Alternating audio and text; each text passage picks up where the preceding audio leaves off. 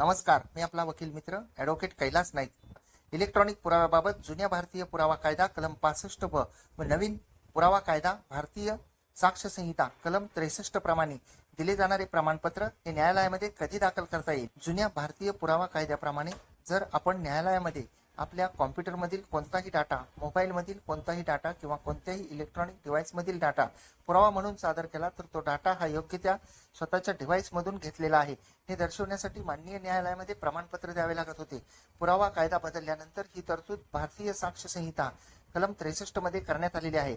परंतु हे प्रमाणपत्र केसच्या कोणत्या स्टेजला द्यावेत याबाबत माननीय सर्वोच्च न्यायालयाने एक महत्त्वपूर्ण निर्णय दिलेला असून कर्नाटक राज्य विरुद्ध टी नसीर थंडियंत विदा स्पेशल लीव्ह पिटिशन नंबर 6548/2022 या केसमध्ये माननीय सर्वोच्च न्यायालयाने असे म्हटलेले आहे की इलेक्ट्रॉनिक पुराव्याबाबतचे प्रमाणपत्र हे केसच्या कोणत्याही स्टेजला दाखल करता येईल.